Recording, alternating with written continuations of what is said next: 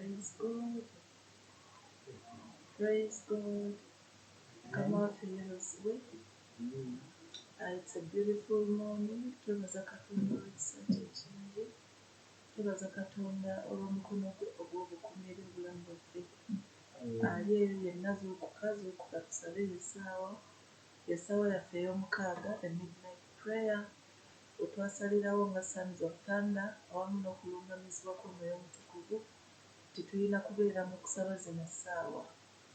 Yadde otulonga tungi, yadde owulira ng'okooye, you had a long day, but this is the time that we are supposed to wake up and call unto God. Ng'abalogo beetala, ng'abasezi basera, ng'ababbi babba, naffe leka tubbe ebyaffe mu mwoyo enkya ya leero. Mu linnya lya Mukama waffe Yesu. Amannya Goreth Lwamahoro, nga nsinzidde mu Sons of Thunder International. Tubaagala nnyo, tubasabira Mukama waffe abatuwere nnyo omukisa.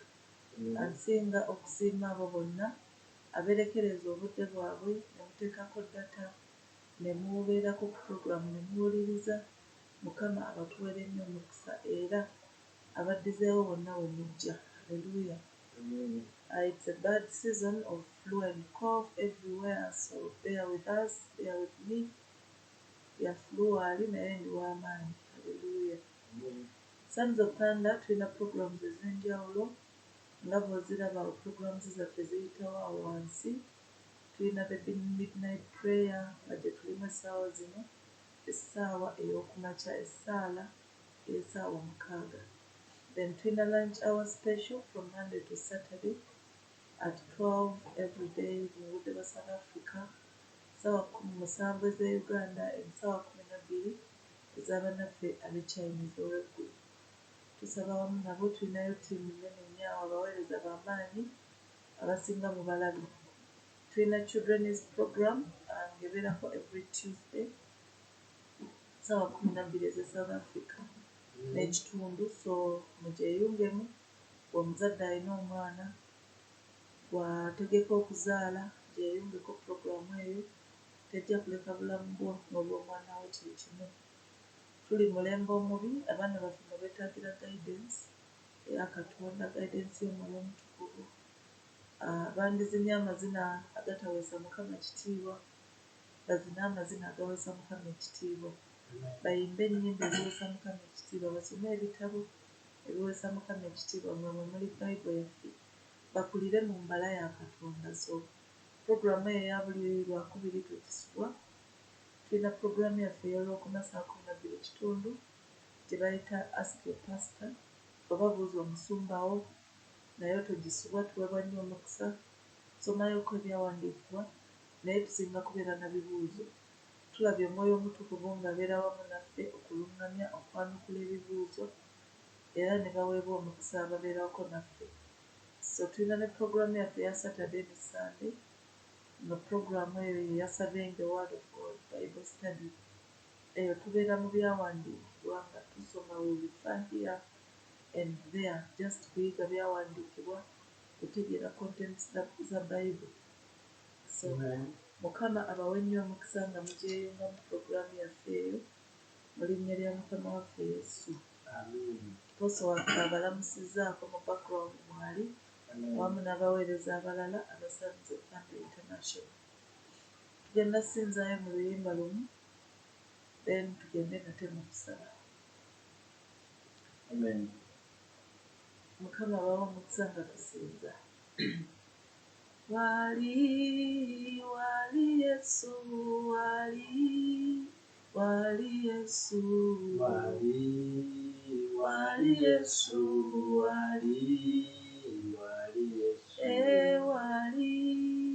wali totya, wali Yesu, wali Yesu, wano wali Yesu, wali omuwonya, wali Yesu, wali Yesu, wali Yesu, wano wali wali Yesu, wali Yesu wano wali omulwanyi waffe, wali Yesu, wali Yesu, wali omuyambi waffe, wali Yesu, wali Yesu, wali Yesu, wali omuwonya, wali Yesu, wali Yesu, wali Yesu, wali omulwanyi w'entalo, wali Yesu, wali Yesu, wali Yesu, wali aseteeza ensozi, wali Yesu, wali Yesu, wali Yesu, wali omulwanyi w'entalo, wali Yesu, wali Yesu, wali Yesu, Mukama wange, gwe luyimba lwange, kunseno embi ejjudde ebibi, Mukama wange, gwe luyimba lwange, kunseno embi ejjudde ebibimba, esinza gwe luyimba lwange, munseno embi ejjudde ebibi, atula Mukama wange, gwe luyimba lwange, yimba embi ejjudde ebibi, Mukama wange, gwe luyimba lwange, munseno embi ejjudde ebibi. Tukwaniriza omwoyo wa Mukama, tukwaniriza omwoyo omutukuvu. Fuga mu puroguramu yaffe eno, ayi Kabaka w'abakabaka, fuga tukwaniriza, ayi Katonda wange. Buli kye tugenda okwogera, ayi Kabaka w'abakabaka, bw'oba otulungamye omwoyo wa Mukama, beera masekati gaffe, kuba ogamba mu kigambo kyo nti ababiri oba abasatu buli we banaakuŋŋaaniranga onoobeeranga mu masekati gaabwe. Tukwaniriza enkya ya leero Mukama, nga tuteeka puroguramu zaffe zonna mu mikono gyo, ayi Kabaka w'abakabaka. Tetusobola gwe wootoli omwoyo wa Mukama, tetulina kye tuyinza gwe wootoli. Kyetuva tukwaniriza n'enkya ya leero nga tugenda okusheyaringa ekigambo kyo, ayi Katonda wange ekitono. Then tusabe Mukama, beera naffe, tulungamye, abaweddemu amaanyi bazzeemu amaanyi, iwa mwoyo w'okusaba ku bulamu bwaffe Mukama. Twala otulo, ayi Katonda wange, twala omwoyo gw'obunafu mu linnya lya Yesu omwana Katonda omulamu. Twambaze omwoyo w'okusaba enkya ya leero, twambaze mwoyo w'okwewaayo. In the mighty name of Jesus we pray. Amen.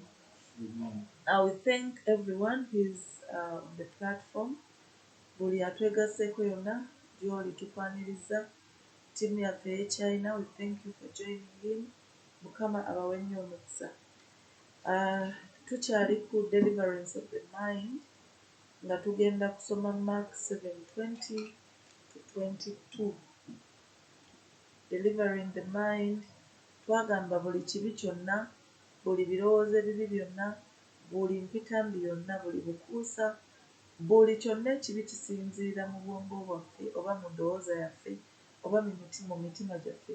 Buli bw'otuulaawo n'ofumiitiriza n'ofuna ebirowoozo ebibi era ky'ofulumya buba bubi, naye buli bw'okkiriza obwongo bwo oba ebirowoozo byo, omutima gwo okujjula ebintu ebirungi, okujjula positivity, era ekyo ky'ofulumya.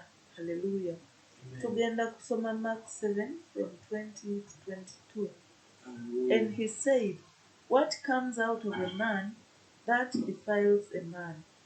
Tulaba wano nga Yesu yali ayogera n'abayigirizwa be ng'abagamba nti buli ekiva mu muntu kye kidifayiringa omuntu. Ekigambo ekikuvaamu kye kikuweesa ekitiibwa mu bantu abakwetoolodde oba kye kikuweebula mu bantu abakwetoolodde. Ebikolwa byo bye bikuweesa obubonero oba bye bikuweebuula. So what comes out of a man, that defiles a man.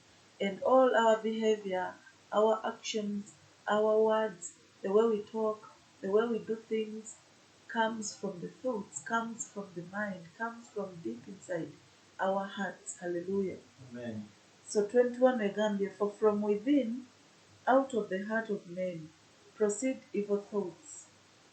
Nti munda mu muntu munda, from within, out of the heart of men, proceed evil thoughts.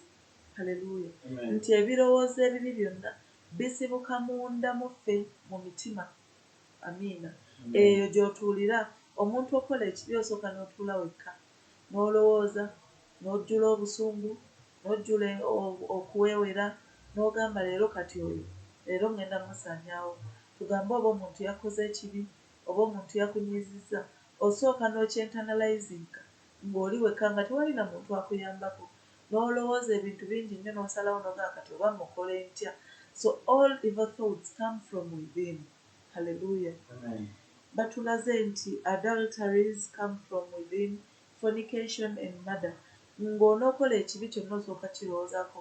Kyova olaba bagamba nti the mind is a battlefield.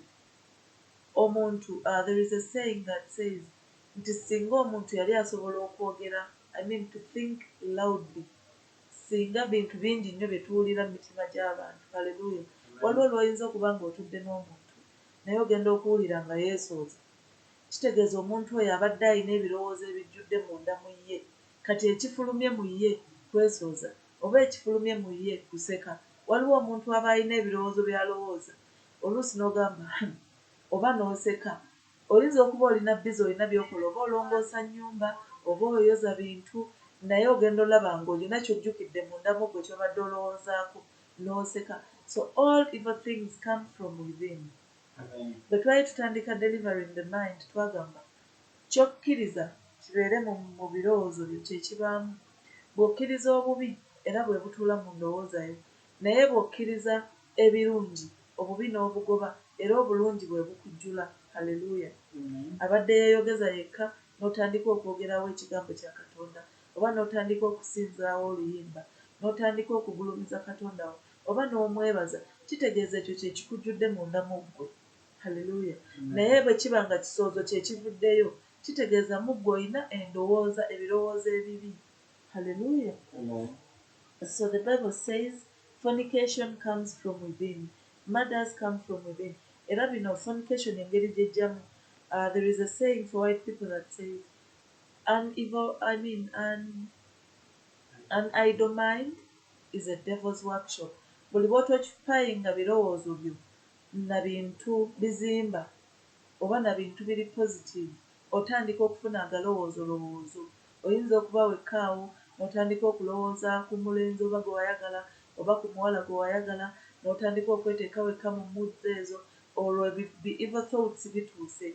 Hallelujah. What you allow to be in your life stays in your life. What you allow to be filled in your heart will be filled in your heart. Naye buli bw'olwanyisa ebirowoozo ebibi era bino ebisinga obyewala. So that's when you're having evil thoughts, that's how fornications comes in, murders, abantu n'otemula omuntu oba n'omutomera oba n'okola ekintu kyonna ekikyamu oba kumufumita kiso oba mupangira abantu, ebyo byonna biva mu birowoozo. Decisions zonna ozikolanga gw'omu. Haleluya. Osobola okubeera awo, tugambe oli mu mbeera ey'obwavu, n'ofuna ebirowoozo n'olowooza, n'otandika bizinesi mu birowoozo, n'ogiteekamu ne capital, n'oshoppinga n'ebintu, naye nga byonna yo just imagining ng'oli mu birowoozo, n'olaba nga ne bakasitoma bajja bagula, n'olaba ng'okoze n'amagoba, but everything is in your thoughts, ng'ebintu tebiri mu reality. So ebirowoozo ebiva munda mu ffe olumu tebiba birungi. So we see 22 says thefts, covetousness, wickedness, deceit, loudness, an evil eye, blasphemy, pride, and foolishness. All these evil things come from within and defile a man. Buli ebirowoozo bw'ebiti byonna bwe biba bikulimu, you can never see the kingdom of heaven. You can never see eternal life. Toyinza kusikira bwakabaka bwa Katonda nga gw'olina amalala, nga gw'olina nga gwe mubbi. Obubbi si nti nno ogenda kumenya bbanka. Haleluya. Mu buntu obutono, kubba kimu kya 10, kukumpanya kubanga toli mulambulukufu, oba bonna buba bubbi. Haleluya. So ebyo ebintu byonna they come from within.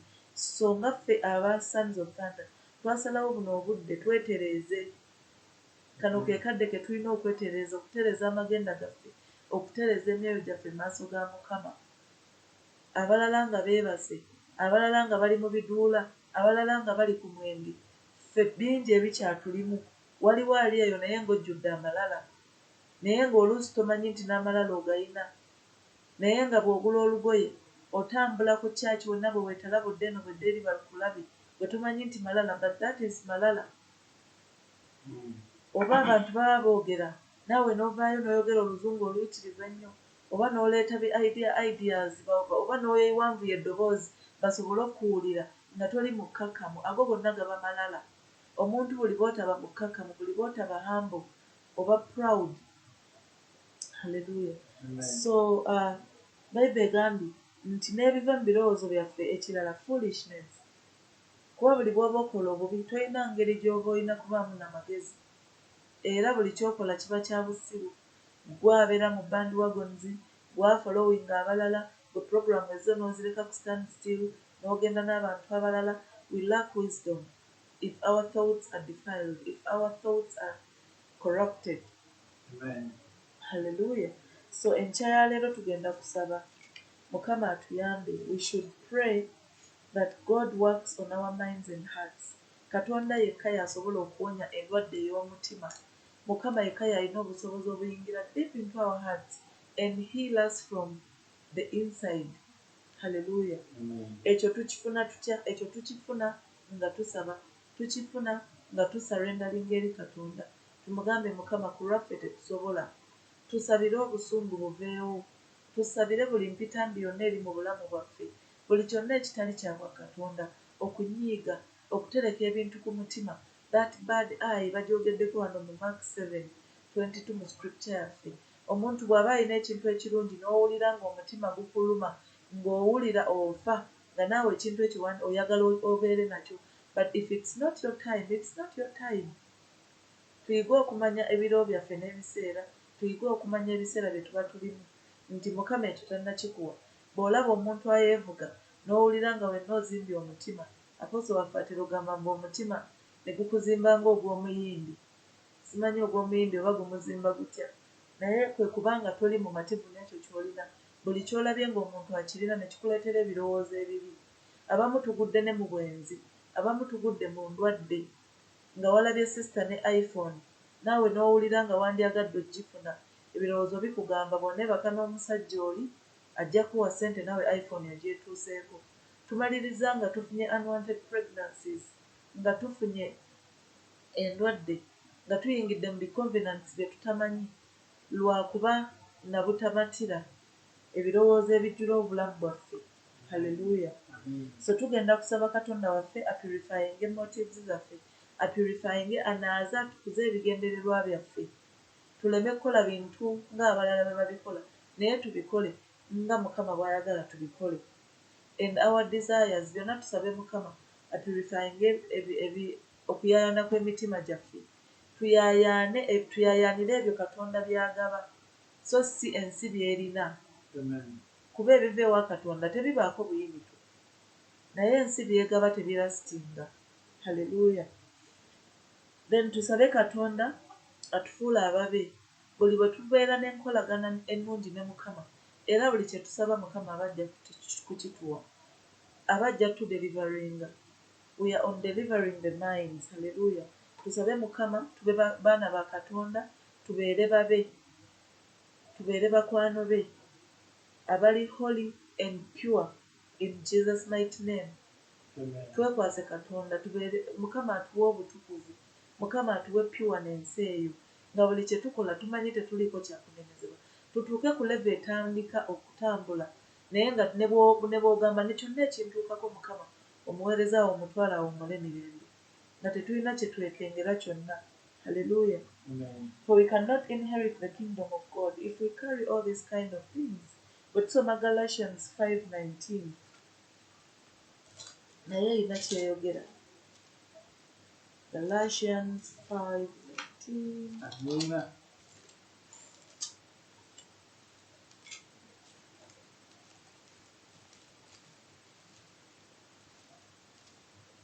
Egambye, now the works of the flesh are evident, which are adultery, fornication, uncleanness, lewdness, idolatry, sorcery, hatred, contentions, jealousies, outbursts of wrath, selfish ambitions, and dissensions, and here says, envy, murders, drunkenness, revelries, and the like, of which I tell you beforehand, just as I also told you in the past, that those who practice such things will not inherit the kingdom of God. Hallelujah.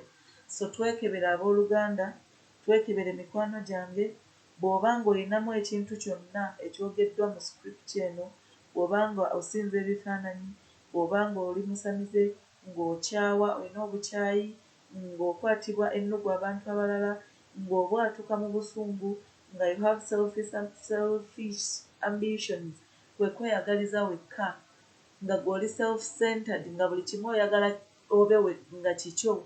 Hallelujah.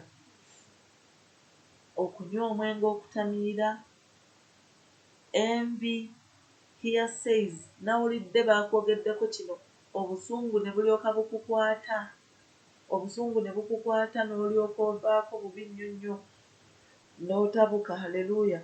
Tusabe Katonda leero akyuse emitima gyaffe, akyuse endowooza zaffe. Hallelujah. Mukama atusumulule. We need deliverance in our thoughts. We need deliverance in our minds. Mukama atusumulule. Mukama atubeeze pure. We become righteous before God. We become pure. We pray with pure hearts. Bible egamba nti bwe tusaba nga tutuukiridde, bwe tusaba mwoyo ne mu mazima, naye taaleke kutuwa emitima gyaffe bye giyaayaanira. Hallelujah. So okwegomba kuleeta ebikemo bingi, naye byonna biva mu birowoozo. So enkyaleero tuyimuse amaloboozi gaffe, tusabe Katonda akole ku birowoozo byaffe, Mukama akyuse emitima gyaffe. Ekyawandiikibwa kituukirire ekigamba nti ndibaggyamu emitima egy'ejjinja, mbateekemu emitima egy'ennyama, egyo eginansinza mu mwoyo ne mu mazima. Hallelujah. Tusabe Katonda purifying motives zaffe and desires. Tetugenda wa Katonda kusaba kuba twalabye sister gundi yafunye.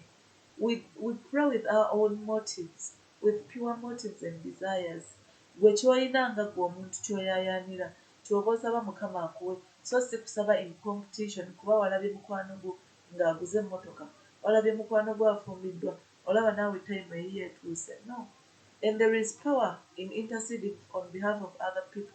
Gwe ky'olaba nga tukirina, tandika okisabire omuntu omulala with a pure heart, nga totuukiriza kikwate naye ng'okisaba n'omutima gwo gwonna, Mukama ajja kkuwa.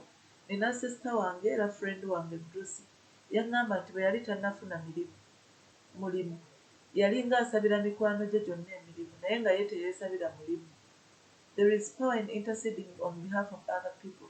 That is, if you're doing it with a contrite heart, with a pure mind and soul, nga tolinaako strings attached, nga tokikolera mu bukuusa. Naye agamba nti bakwano be bonna bamala ne bafuna emirimu, bonna baali balenzi, omwomu n'afuna emirimu, ne bafuna emirimu, then ye n'asigalawo, n'omwezi ne gukongoka nga ye tannafuna, n'ogwokubiri ne gukongoka nga tannafuna. Awo n'abeera nga complaininga bannaye omulimu. Twasigala nga twegumya ne tumugamba ogenda funa omulimu. Tuyimuse tukkirize Katonda, leka amaaso gaffe gabeere ku Katonda. Era naye n'amala n'afuna omulimu. Hallelujah. So let us pray that God works on our minds and hearts, purifying ebigendererwa byaffe mu kusaba, purifying okuyaayana kw'emitima gyaffe, atufuula abantu be abatuukiridde era abali pure mu ndowooza zaabwe. Haleluya. Kabaka w'abakabaka tukwebaza olw'olunaku lwa leero. Father, we thank you, we exalt you, we lift your name up on high. Tugamba nti oli mulungi Mukama, tukusinza tukugulumiza kabaka w'abakabaka. Teri n'omu akwenkana Mukama, teri n'omu akusinga, ayi Katonda wange. Tuyimusa erinnya ly'enkya ya leero, ayi kabaka w'abakabaka, nga tugamba osukkulumye. We exalt you, O King of Glory. We love you, Jesus. We thank you for our lives, O King of Glory. Obadde mulungi, ayi kabaka w'abakabaka. Otukuumye Katonda wange, otugabiridde, otuliisizza Mukama, otunywesezza kabaka w'abakabaka, otwambazizza Mukama, otuwadde we tusula, ayi kabaka w'abakabaka, otubeereddewo mu buli mbeera yonna Mukama. Ng'omuyaga mungi ogwa COVID-19 Mukama, tulabye ng'otuyisa mu muyaga ogwo kabaka w'abakabaka, tulabye nga tetulaakinze, ayi Katonda wange, tulabye nga Mukama omukono gwo guli wamu naffe kabaka w'abakabaka. Totulese, ayi Katonda wange, otulwanidde entalo Katonda waffe, otuyisizza awazibwa, ayi kabaka w'abakabaka, otusimatudde mu mikono gy'abalabe baffe Mukama, obateereddewo emmeeza, ayi Katonda wange. Tukwebaza, ayi kabaka w'abakabaka, tugamba oli mulungi Mukama, tugamba oli wa kisa, ayi kabaka w'abakabaka, gwe yatumanya nga tetunnazaalibwa Mukama, gwe yatumanya nga tetunnatondebwa na mu mbuto z'abannyaffe Mukama, gwe yamanya amannya gaffe nga tetunnaba na kubaawo kabaka w'abakabaka, gw'alina amannya gaffe Mukama mu bibatu byo ng'otulabako ng'era otumanyi, gw'amanyi omuwendo gw'enviiri ku mitwe gyaffe Mukama, gw'amanyi ekkubo ly'ennyonyi Mukama mu bbanga, gw'amanyi ekkubo ly'omusota ku lwazi, ayi Katonda wange, gw'amanyi ekkubo ly'eryato mu nnyanja Mukama,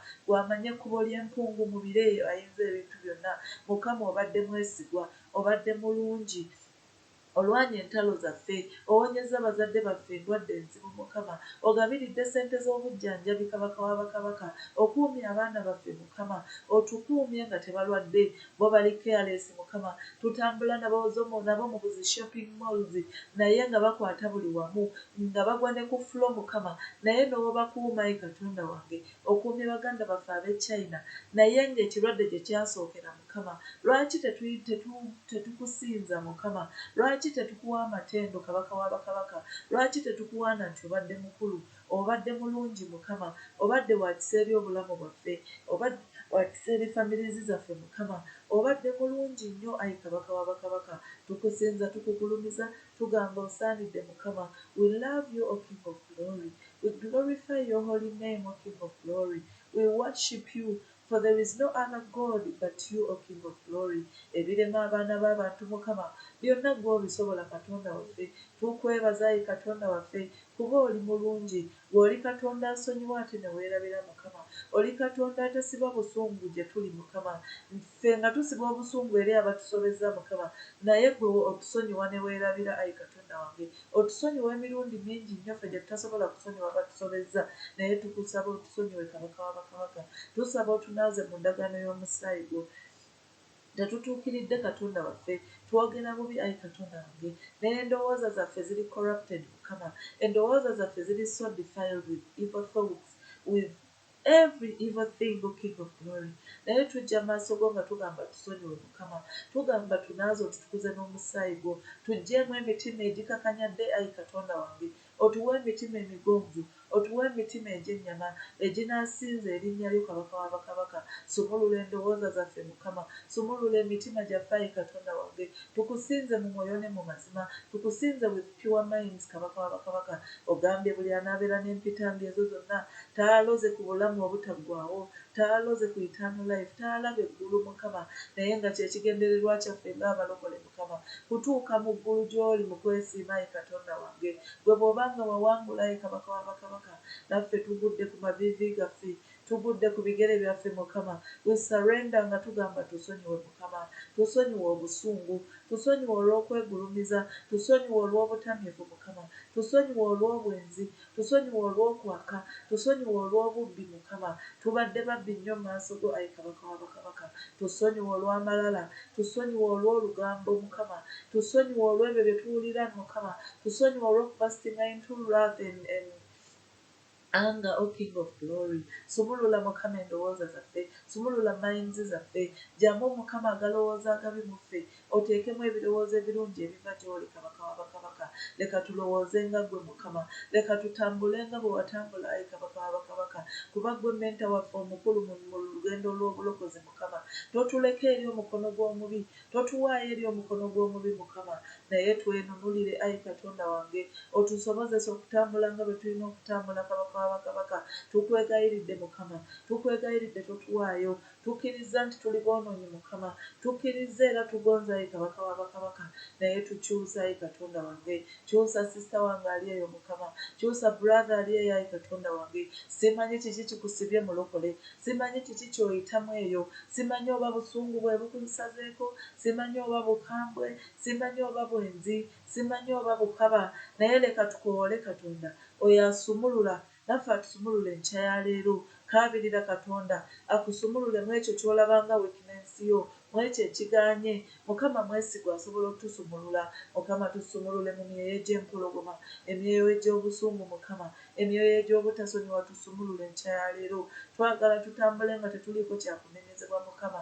Tulaba nga waliwo abasajja abaatambula nga tebaliiko kyakunenyezebwa Mukama. Mu bo tulaba Yobu, nabo baalina omusaayi n'omubiri nga ffe mu biro byaffe ayi Katonda wange. Tulaba Nuuwa Mukama, tulaba Dawudi Kabaka wa bakabaka, abo bonna wabawanguza ayi Katonda wange. Naffe kyetuva tukwegayirira otuwanguze Mukama. Tusumulule, tusumulule ku njegere z'omubi, tusumulule ku njegere z'obwenzi, tusumulule ku njegere z'obubbi, tusumulule ku njegere z'obukaba Mukama, tusumulule ku njegere z'amalala Kabaka wa bakabaka. Abangi bagudde mu lugendo lwa malala Mukama, abayimbi ab'amaanyi baserebye Mukama, abayimbi ab'amaanyi abaweereza ab'amaanyi bagenze intule zibyanzi Mukama, bagenze mu bitagasa ayi Kabaka wa bakabaka, bagenze mu bitabatwala mu ggulu. Tulaba nga abasumba bawasa bakyala abalala naye nga bakyala baabwe balamu Mukama. Ebyo byonna Mukama maanyi ga mulabe Sitaani, byonna bitandikira mu birowoozo Mukama. Weewasibuka zi divorce ayi Katonda wange, weewasibuka obukyayi Kabaka wa bakabaka,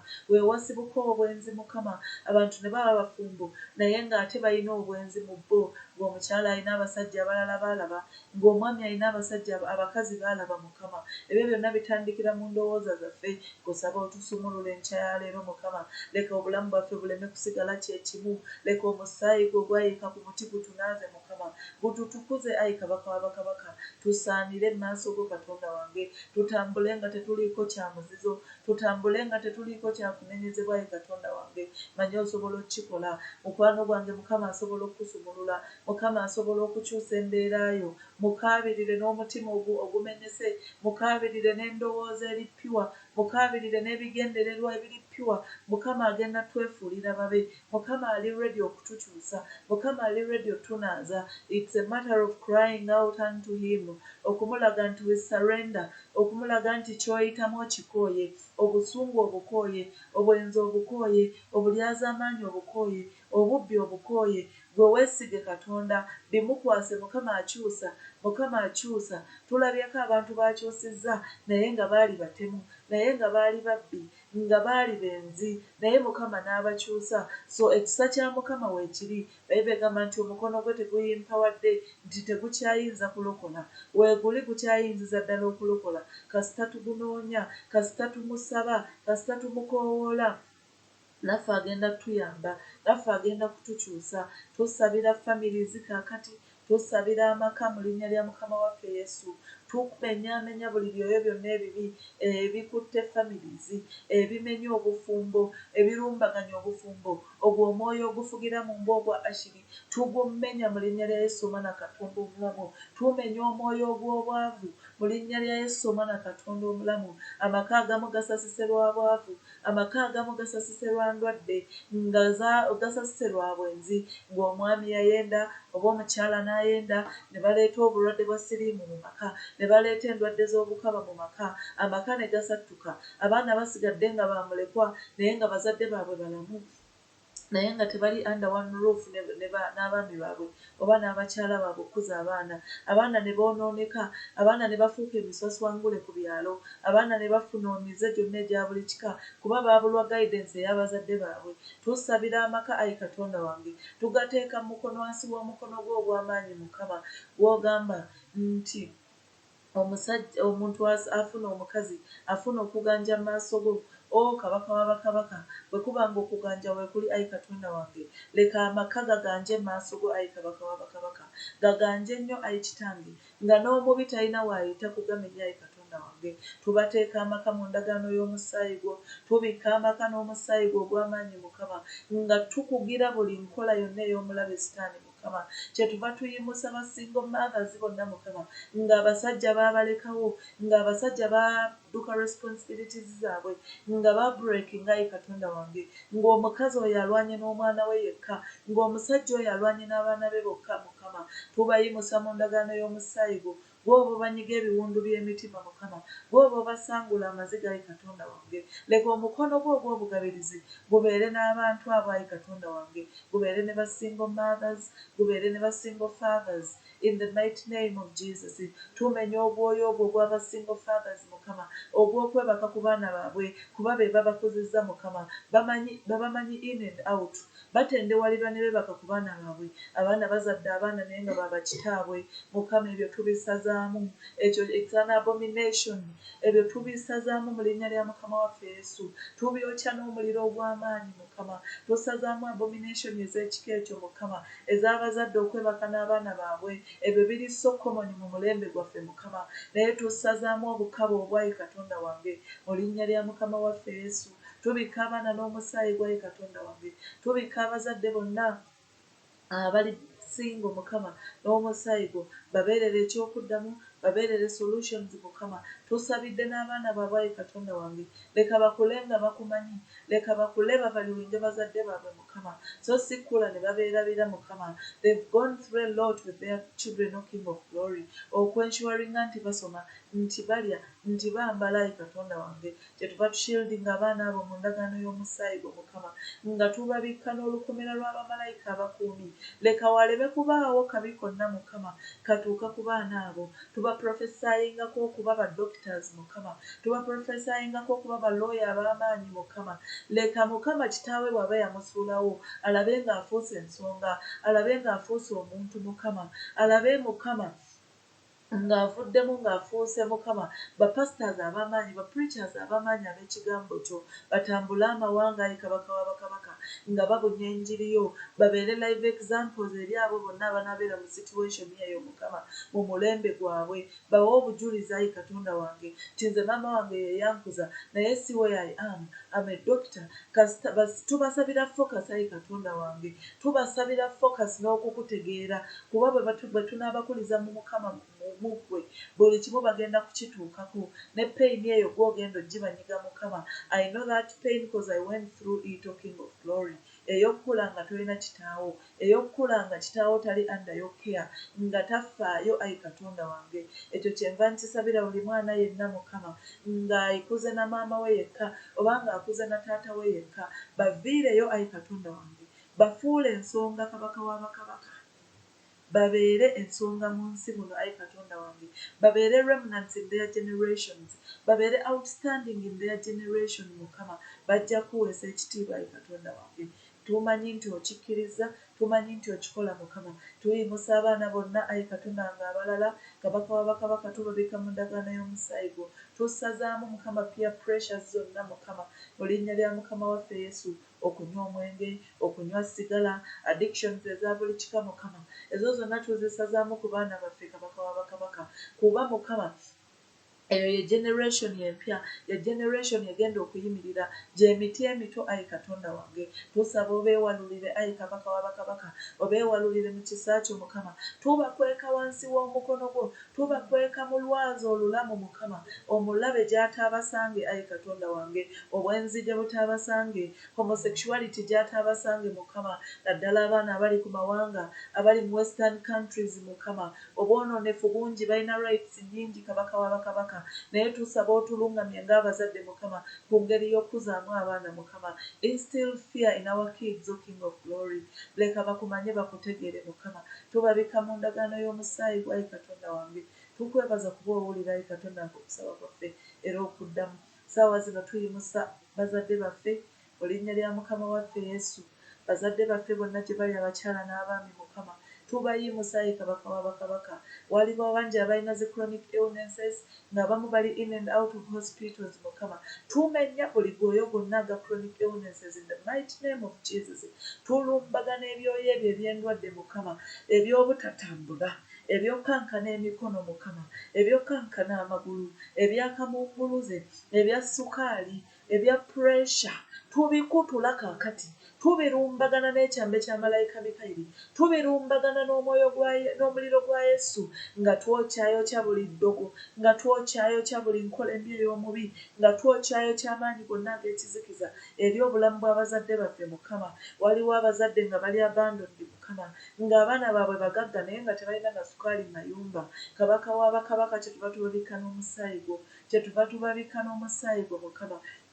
Nga bw'oliisa ebinyonyi ku ttale Mukama, nga bw'oyambaza omuddo ku ttale Mukama, nga bw'oliisa ebisolo ku ttale, kyenva nsaba naffe ogabirire bazadde baffe Mukama, ogabirire abakadde abali mu byalo eyo Mukama, ababonaabona obasisinkana Ayi Katonda wange, abakaaba obasangula amaziga Mukama, abazitoowereddwa gwe obabatikkula emigugu Ayi Kabaka w'abakabaka, obawonye endwadde. Bayibuli egambye by your stripes we are healed.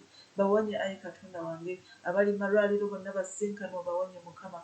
Leka omukono gwo n'ekigambo kye kiwonya kisisinkane buli mulwadde Mukama, kisisinkane buli atalina Ayi Katonda wange. Waliwo abali ku nguudo nga tebalina wa kusula Mukama, basisinkane obaviireyo Ayi Kabaka w'abakabaka, obatemera amakubo we gatali Ayi Katonda wange. Tukwebaza kuba owulira Ayi Kabaka w'abakabaka, oli Katonda addamu okusaba. Ogambye togambangako Yakobo kunoonyeza bwereere. So Mukama tumanyi buli bwe tuyimirira ne tusaba owulira Ayi Kabaka w'abakabaka, era okola Kitange abeera omulamu. Twebikka mu ndagaano y'omusaayi gwe Mukama, abatalina mirimu basisinkane Mukama, baviireyo. We speak favor upon their CVs, byonna gye ziri ma office ezaago Mukama, leka bazirabe baziconsidering Mukama, baviireyo banaaba beesigwa nabo Mukama, banaasapootinga obuweereza bwo Mukama, banaakuwa ekimu ekikumi nga tebakulyazaamaanyizza, bajja kuzimbira weema Ayi Katonda wange.